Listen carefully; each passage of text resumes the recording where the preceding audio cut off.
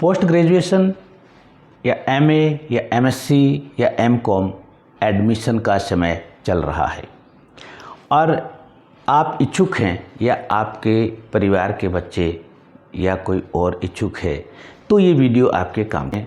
एक UGC report के अनुसार यानी कि 85% के करीब बच्चे हैं जो स्नातक करते हैं यानी कि बीए बीएससी की डिग्री कर पाते हैं और उसके बाद केवल 12% विद्यार्थी हैं जो एमए एमएससी या एमकॉम करते हैं यानी कि पीजी करते हैं। और ऐसा नहीं है कि सब बच्चे जो रह जाते हैं नहीं करते हैं वो एलिजिबल नहीं है या वो इंटेलिजेंट नहीं है, ऐसा नहीं है। बट उनके सामने दिक्कत ये रहती है कि उन बच्चों के पास कोई अपना रास्ता डिसाइड नहीं कर पाते, उनके पास कुछ ऐसी समस्याएं होती हैं जिनसे वो अपना रास्ता तय नहीं कर पाते, यानी कि उनको पता नहीं होता, सूचना नहीं होती या कब क्या करना चाहिए और किस तरह करना चाहिए। जी हाँ, नमस्कार, मैं doctor Praveen Mohil, NLP practitioner और असिस्टेंट प्रोफेसर राजस्थान यूनिवर्सिटी। आज की इस वीडियो में हम 2-3 इम्पोर्टेंट टॉपिक पे बात करेंगे। सबसे पहला टॉपिक हमारा है, हम एमएससी या एमए करें यानी कि पीजी करें, पीजी कहाँ से करें। सबसे इम्पोर्टेंट सवाल है कि पीजी करें कहाँ से। पहला पार्ट आता है यूनिवर्सिटी और इंस्टीट्यूट। यूनिवर्सिटी से करें, कॉलेज से करें, और करें तो किस कॉलेज से करें, किस यूनिवर्सिटी से करें।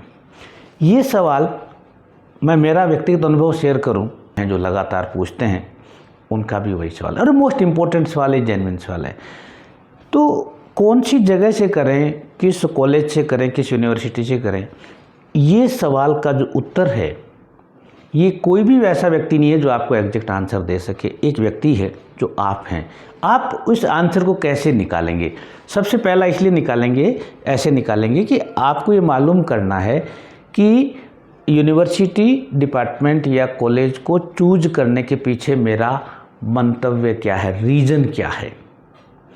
रीज़न हो सकता है ब्रांड नेम हो, रीज़न हो सकता है इकोनॉमी हो जहाँ पे फीस कम हो, रीज़न हो सकता है वहाँ पे हॉस्टल फैसिलिटी हो, रीज़न हो सकता है वहाँ पे स्टडी अच्छी होती है ऐसा आपको ने सुन रखा हो, या कोई और रीज़न। रीज़न होना बहुत ज़रूरी है। अगर रीज़न आपके पास नहीं है तो आप इस कन्फ्यूज़न से बाहर निकल पाना आपके लिए मुश्किल होगा। अब दूसरा अगला टॉपिक कि आप किस सब्जेक्ट में करें। हाँ, ये क्वेश्चन भी बहुत से बच्चों का होता है। किस सब्जेक्ट में करेगा मतलब यहाँ क्या है कि यहाँ पे 2 ऑप्शन हैं। आपने बीए बीएससी बीकॉम किया है, 3 सब्जेक्ट आपके रहे हैं, पास कोर्स की बात कर रहा हूँ।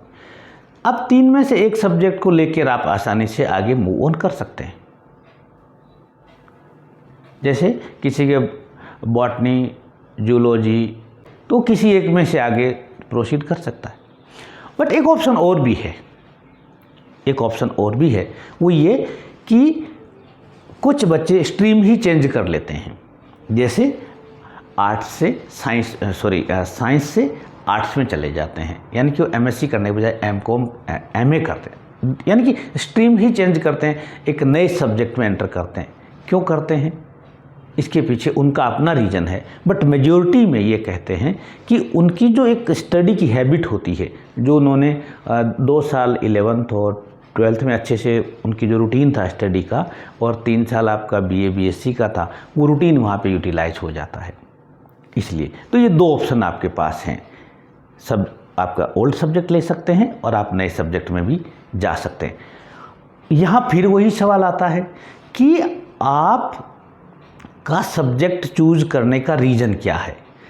यूनिवर्सिटी और इंस्टीट्यूट चूज करने का रीज़न आपको पता चल गया कि भाई मुझे हॉस्टल चाहिए, मुझे XYZ फैसिलिटी चाहिए, वो वहाँ पे है, और मैं जो छोड़ रहा हूँ वहाँ पे वो नहीं है। ठीक है, अब सब्जेक्ट के लिए भी आपके पास एक रीज़न आपको तलाशना पड़ेगा। रीज़न क्या?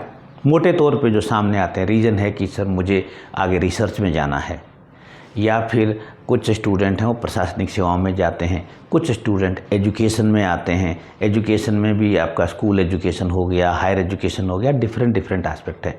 बट ये क्लियर होना ज़रूरी है। अगर ये ऐसा क्लियरिटी नहीं है, अगर हमें कन्फ्यूज़न है, तो आप कि पीजी के 2 साल हैं, इनको आप एंजॉय नहीं कर पाएंगे। आपके सामने अनेकों प्रॉब्लम्स आएंगी और हो सकता है कि आपको बीच में भी छोड़ना पड़े, या फिर कंप्लीट भी करेंगे तो आपको मज़ा नहीं आएगा, क्योंकि पीजी के लेवल पे आप एक फुली मैच्योर पर्सन हैं। एक आपको किसी और की राय की ज़रूरत नहीं है, आप खुद इंटेलेक्चुअल बन चुके हैं।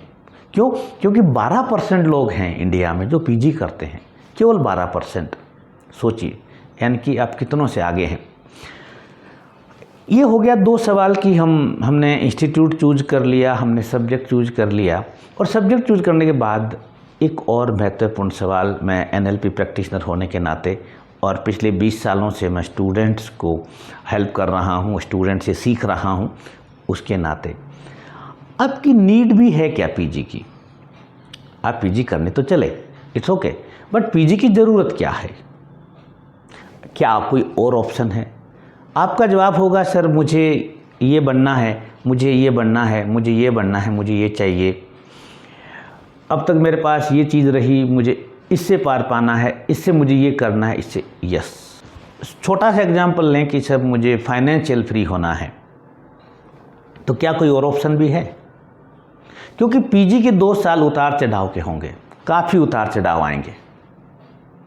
तो अगर आपके पास कोई और ऑप्शन है पीजी के अलावा, जो आपकी उस ज़रूरत को पूरा करता हो, आपकी उस नीड को पूरा करता हो, उस हंगर को पूरा करता हो, तो आप पहले उसको ऑप्ट कर लीजिए। कहीं ऐसा नहीं हो कि पीजी सेकेंडरी हो, आपको दूसरी जगह से वो चीज़ें मिल रही हों, तो पीजी में सर्वाइवल बहुत मुश्किल हो जाता है। बट आपके पास कोई ऑप्शन ही नहीं है कि सर अब क्या करें, ऑप्शन ही नहीं है और ज़रूरत है, यानी कि आपका गोल तय है, आपका मकसद तय है।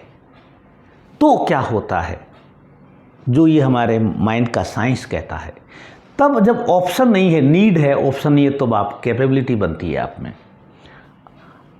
ऑप्शन नहीं है, हिंदी में कहते हैं ना, मरता क्या नहीं करता। ऑप्शन नहीं है और नीड है, तो आपके अंदर कैपेबिलिटी जनरेट होती है। यानी कि जो बॉडी और माइंड है ना, इसके अंदर एक सीक्रेट है ऐसा, वो अपनी कैपेबिलिटी को जनरेट कर ही लेता है। अब यहाँ पर कैपेबिलिटी को भी 2 एंगल आपके सामने आएंगे, ध्यान से समझिएगा। एक एंगल मैं एक एग्जांपल देके बता रहा हूँ। एक कैपेबिलिटी पॉजिटिव आती है, एक निगेटिव आती है। जैसे खा नहीं रहा कुछ भी, उपलब्ध सब कुछ है, तो वो है पॉजिटिव कैपेबिलिटी। एक आदमी कुछ है ही नहीं खाने को, उसके पेट में कुछ नहीं जा रहा, वो भी एज ए फास्ट कह सकते हैं, वो निगेटिव, यानी उसकी मजबूरी है। यानी कि एक बहुत सिंपल सा कि अगर आप कोई काम कर रहे हैं तो आपके पास ऑप्शन हज़ारों होंगे, ऑप्शन हज़ारों होंगे, फिर भी आपको चूज करना है। फॉर एग्जांपल, मैं सीधा स्पष्ट शब्दों पर ही आ जाता हूँ कि जैसे आप किसी नई सिटी में जाएंगे, नए स्टूडेंट मिलेंगे, नए साथी मिलेंगे, वहाँ पर आपके पास मान लो आपके पास फाइनेंशियल प्रॉब्लम है, तो आपको एक्सपेंसेस इंक्रीज करने के बहुत सारे ऑप्शन मिलेंगे, बहुत सारी चीज़ें जो आपको अट्रैक्ट करेंगी, जहाँ पे आपको पैसा खर्च कर सकते हो आसानी से, और आपके साथी लोग कर रहे होंगे। बट उसी समय बहुत सारे ऑप्शन ऐसे होंगे जहाँ पे आप पैसे बचा रहे होंगे, पैसे बचा रहे होंगे। फॉर एग्जाम्पल, बुक्स आप सेकंड हैंड खरीद रहे होंगे, बुक्स आपसे, आप जो नोट्स हैं वो फोटोकॉपी की बजाय आप हाथ से लिख रहे होंगे। 2 फायदे हैं, फोटोकॉपी पैसे बचेंगे और आपकी लर्निंग होगी। ऐसे तो आपकी कैपेबिलिटी डेवलप हो जाएगी। एक और सवाल, वाई पीजी, इनकी पोस्ट क्यों कर रहे हैं? आपके पास बहुत सारे रीज़न होंगे, बहुत अच्छी बात है, और रीज़न नहीं है तो होना चाहिए, रीज़न नहीं है तो होना चाहिए, क्योंकि पीजी आपकी स्टूडेंट लाइफ का आखिरी सोपान है, जहाँ पे आप और टीचर आमने सामने टीचिंग होती है। यानी कि आपको टीचर ब्लैक बोर्ड पे पढ़ाते हैं और आप एज स्टूडेंट सामने बैठते हैं, ये आखिरी है, इसके बाद कोई सोपान नहीं है ऐसा। तो पीजी करें क्यों, वाई, ज़रूरत क्या है? यहाँ पे 3 मैं आइडिया शेयर कर रहा हूँ। 3 में से एक कारण आपका आएगा, 2 आ सकते हैं, 3 आ सकते हैं। पहला है फाइनेंशियल, सपोर्ट और फ्रीडम। हो सकता है आप फाइनेंशियल सपोर्ट करना चाहते हो घर पे, यानी कि पैसा आर्थिक रूप से आप फ्री होना चाहते हैं, सच है, ये आपका गोल है या नहीं है। दूसरा सोशल, यानी कि आप क्या एक अपने आप को एक वेल एजुकेटेड बिरादरी में देखना चाहते हैं। तीसरा इमोशनल यानी कि आपको एक मेंटल स्टेबिलिटी मिलेगी कि नहीं मिलेगी। आप पीजी करके खुश होंगे या परेशान हो जाएंगे। बट ध्यान ये रखना है, तीनों ही फाइनेंशियल, सोशल और इमोशनल, क्या एक्चुअल में ज़रूरत है? क्या एक्चुअल में ज़रूरत है? कहीं ऐसा तो नहीं कि किसी और चीज़ से हमारा भरपाई हो रही हो। मैं अक्सर स्टूडेंट को कहता हूँ कि शाम के समय जब भूख लगी है, रूम लेके रहते हैं, तो अगर कचौरी समोसा खा लोगे तो शाम को भूख नहीं लगेगी और खाना नहीं बनाओगे, फिर रात भर भूखे ही सोना पड़ेगा। It's happen.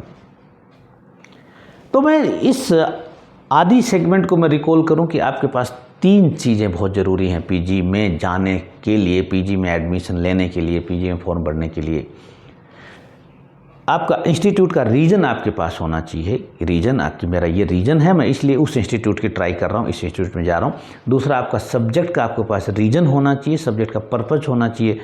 और तीसरा, आपके पास नीड होनी चाहिए, या आपका जो वाई है वो होना चाहिए कि मैं इस वजह से पीजी करना चाह रहा हूँ, ये वजह है मेरी, और वो वजह एक ही होगी तो हमारी यात्रा आगे चलेगी। अब इस वीडियो के दूसरे पार्ट में हम एंटर करते हैं। अब एंट्रेंस एग्ज़ाम की तैयारी कैसे करें। आप किसी भी सब्जेक्ट के हों, आप यानी कि किसी फैकल्टी के हों, आप आर्ट्स के हों या साइंस के हों या कॉमर्स के हो, ये जो मैं अभी बात शेयर करने वाला हूँ अंत तक ज़रूर देखिएगा। मैं एनएलपी प्रैक्टिशनर होने के नाते और मेरे पिछले 20 साल के 2000 से ज़्यादा स्टूडेंट के साथ काम करने के बाद जो अनुभव आया, उसके आधार पर मैं बात कर रहा हूँ। किसी भी एंट्रेंस एग्ज़ाम में मैंने ये देखा है कि हर एग्ज़ाम का एक सिलेबस, 3 स्टेप हैं। पहला स्टेप है कि बेसिक नॉलेज है। आप किसी सब्जेक्ट के हों, कोई फ़र्क नहीं पड़ता, 70% आपका जो सेगमेंट है, जो आपके एग्ज़ाम में क्वेश्चंस हैं, वो आपके बेसिक से आएंगे। बेसिक का मतलब जो आपका जो भी सिलेबस आया है ऐसे एंट्रेंस एग्ज़ाम का, उसका 70% बेसिक से आएंगे। अब बच्चे सवाल पूछते हैं कि सर, स्पष्ट शब्दों में मतलब है कि आपके सब्जेक्ट की अच्छी सी जो किताबें थी, 11th और 12th की किताबें जो बहुत अच्छी थी, जिसको रिफ्रेशर कहते हैं, उन बुक्स को एक बार अच्छे तरीके से पढ़ लीजिए। अच्छे तरीके से पढ़ने का मतलब है कि उस बुक का जो कंटेंट है, उस बुक के कंटेंट में से कोई भी क्वेश्चन आए आप हैंडल कर सकते हो। जी, उस बुक के कंटेंट में से कोई भी क्वेश्चन है आप हैंडल कर सकते हो। इस तरह से आप पढ़ लीजिए। और एक और बात कि चूंकि आप ग्रेजुएशन कर चुके हो, आपने उससे डिटेल बुक्स पढ़ चुके हो, इसलिए उन बुक को पढ़ने में आपको मज़ा भी आएगा और जल्दी से पढ़ भी जाएंगे, अच्छा भी लगेगा और जल्दी से पढ़ भी लेंगे। दोनों चीज़ें होंगी, इसलिए पहला स्टेप आप कंप्लीट करें। दूसरा स्टेप कि 70% हो गया, 20% चीज़ें ऐसी हैं जो आप लर्न करते हैं, यानी कि अपन जो याद करते हैं, लर्न कर रट्टा मारते हैं, 20% चीज़ें ऐसी हैं। अब ये 20% चीज़ें जो हैं वो उनको करिए जो आपको अच्छी लगती हैं। आपने ग्रेजुएशन में बहुत सारी चीज़ें पढ़ी हैं, बहुत सारे सब्जेक्ट पढ़े हैं। आपका ये जो एंट्रेंस का सिलेबस है, इस सिलेबस में से उन चीज़ों को मार्क करिए और उनको उन लेवल यानी कि ग्रेजुएशन की बुक्स में से पढ़ लीजिए। और याद रखिएगा, ये चीज़ें आपने 11th-12th में भी पढ़ी है, आपको रिकॉल हो जाएंगे, आप डिटेल लेवल में जा सकते हैं। ये सेकंड लेवल हो गया। अब यानी कि 90% तक हम आ गए हैं। तीसरा सेगमेंट आता है 10% का, यानी कि 10% क्वेश्चन जो होते हैं ना, वो रिसर्च बेस्ड होते हैं। यानी कि जो एग्जामिनर आपका है, जो पेपर सेटर, उसकी एक्सपर्टी के अकॉर्डिंग होते हैं। उसको मैं कहूँगा कि छोड़ दीजिए। अगर टाइम है तो कर लीजिए, अदरवाइज छोड़ दीजिए। अब बच्चे सवाल पूछते हैं कि सर, बुक्स हम कौन सी पढ़ें। बहुत सिंपल सा फॉर्मूला है। बुक्स आपको वही पढ़नी है जो आपने पढ़ी है, जो आपको अच्छी लगी थी। कारण कि आप जल्दी से पढ़ पाएंगे, आप जल्दी से रिकॉल कर पाएंगे। हाँ, 11th-12th में अगर आपने एक ही बुक पढ़ी थी, कोई भी पढ़ी, और रिफ्रेशर बुक नहीं पढ़ी, यानी कि रिफ्रेशर बुक का मतलब है कि थोड़ा सा डिटेल दिया होता है, उसमें क्वेश्चन आंसर भी ज़्यादा होते हैं, तो वो आप नहीं पढ़ सकते हैं क्योंकि सिलेबस वही रहेगा। बाकी आपको नई बुक नहीं खरीदनी, बशर्ते कि आपके एग्ज़ाम के आगे महीना 2 महीना ही बचा हुआ है, तो नई बुक में आपको नहीं जाना। और चीज़ें ये ध्यान रखनी है कि आप अपनी फैमिली के साथ कांटेक्ट में रहिए, यानी कि आपकी फैमिली कैसी भी है, चाहे हाईली एजुकेटेड है या वो बिजी है या आपके पेरेंट्स के पास टाइम नहीं है या फिर वो पढ़े लिखे नहीं, कुछ भी हैं वो पेरेंट हैं, आप उनसे शेयर ज़रूर कीजिए कि मैं ये करने जा रहा हूँ या मैं ये करने जा रही हूँ। जो आपका जो रीज़न जो है, जो आपने इंस्टीट्यूट के पीछे आपका जो रीज़न था, वो उनसे शेयर करिए। आपका सब्जेक्ट के पीछे जो रीज़न है उसका इसेंस उनको ज़रूर बताइए। हो सकता है वो आपको लिटरेरी ज्ञान ना हो सकता है उनको टेक्निकल ज्ञान नहीं हो, बट आप और आपके पेरेंट्स एक अंतरात्मा से जुड़े हुए हैं, वो आपकी हर बात को समझेंगे। उनको बताना ज़रूरी है। इस प्रॉब्लम है कि बच्चा कहाँ जा रहा है, क्या कर रहा है, पता ही नहीं, और जब पता नहीं होता है तो एक कहावत होती है जिसका हिंदी में बता रहा हूँ कि पूरा अपना आदमी ही सोचता है। जब बच्चे घर से बाहर हैं, लेट हो गए, नहीं आए, तो माँ बाप सोचते हैं कि कहीं साइकिल पंचर नहीं हो गई, कुछ बात तो नहीं होगी, तो उनका माइंड निगेटिव चलना शुरू होता है और आपके बीच में स्ट्रेस जनरेट होगा। और अब आप पीजी में जा रहे हैं, अब आपके पास इतना टाइम नहीं है कि आप वो स्ट्रेस को टॉलरेट कर सकें, और वो आपके पेरेंट्स भी उम्र के उस मुकाम पे हैं कि उनकी इतनी हिम्मत भी नहीं है कि वो उस स्ट्रेस को टॉलरेट कर सकें। दोनों ही पक्षों को नुकसान होगा और भारी नुकसान होगा। ये आंखों देखी चीज़ें हैं जो मैं आपसे व्यक्तिगत रूप से शेयर कर रहा हूँ। में रहिए। दूसरी टिप्स जो है, आप के जो 3 मैंने वैल्यूज़ बताई थी, फाइनेंशियल, सोशल और इमोशनल। फाइनेंशियल और सोशल और इमोशनल, उसमें आप एक्चुअल पे जाइए। कौन क्या कहता है उसको मत ध्यान दीजिए। एज ए स्टूडेंट हो सकता है कि आप एक बच्चे को नहीं पता कि भाई मुझे महीने में कितना खर्च करना चाहिए।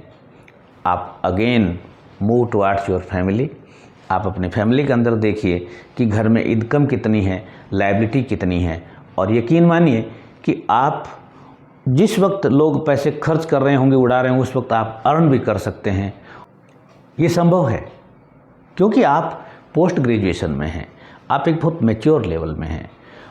और इसके बाद नंबर 3 पे आप जहाँ पर भी एमए कर रहे हैं, एमएससी कर रहे हैं, एमकॉम कर रहे हैं, ज़रूर याद रखिएगा कि हो सकता है आपके टारगेट में रिसर्च का आज ना हो, कल को ऐड हो सकता है।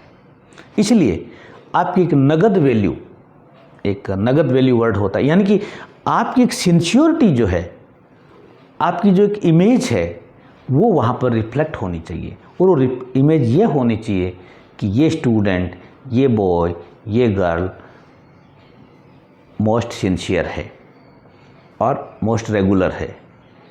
2 चीज़ों की छवि आप आ जाए। रेगुलर वर्ड अपने आप में बहुत कुछ है। अगर आपको आपके टीचर्स, आपके इंस्टीट्यूट के लोग कहें कि ये बच्चा रेगुलर है, तो रेगुलरिटी बहुत कुछ पे करती है। स्टडी भले ही आपकी कुछ अप एंड डाउन हो जाए। और लास्ट पॉइंट कि आप मेंटली, आपके पास ये रास्ता होना चाहिए जो आपने रीजन, जो सब्जेक्ट में दिया कि मेरा ये रीजन है, मुझे ये बनना है, आपने इंस्टीट्यूट में रीजन दिया मुझे ये करना है, वो जो रीजन जो है, यानी कि वो जो आपका जो गोल है, वो आपको बिल्कुल सामने नज़र आना चाहिए, वो धुंधला नहीं होना चाहिए। ध्यान से समझिए इस चीज़ को, वो धुंधला नहीं होना चाहिए, वो आपको सामने नज़र आ रहा है कि मैं ये बन रहा हूँ, या मुझे फाइनेंशियल फ्रीडम मिल रही है, या मुझे सोशली वैल्यू मिल रही है, यहाँ ये मिल रहा है, वो आपको दिखना चाहिए। आपको माइंड में पूरी तरह से वो क्लियर होना चाहिए। धुंधलापन जिस दिन आया उस दिन से परेशानियाँ शुरू हो जाएंगी। और अगर धुंधलापन अभी भी है तो आप किसी काउंसलर की मदद ले सकते हैं। और मैं खुद एनएलपी प्रैक्टिशनर होने के नाते मैं एनएलपी के प्रैक्टिशनर को रिकमेंड करूंगा, क्योंकि वहाँ पर आपको ये सब चीज़ें सिखाई जाती हैं और बिना किसी मेडिसिन के और बिना किसी आपकी रूटीन को चेंज करे। ये समझो कि बातों ही बातों में आपको वो चीज़ें सिखा दी जाती हैं जो आपको जेन्युइनली चाहिए। और हाँ, अगर ये वीडियो आपको अच्छा लगा हो तो आप किसी व्यक्ति के लिए या किसी स्टूडेंट के लिए या किसी जानकार के लिए मैं चाहूँगा कि या मैं रिक्वेस्ट करूँगा कि आप वहाँ तक शेयर कर दें। और मैं ये भी चाहूँगा कि आप वीडियो को लाइक करें, शेयर करें और कमेंट करें।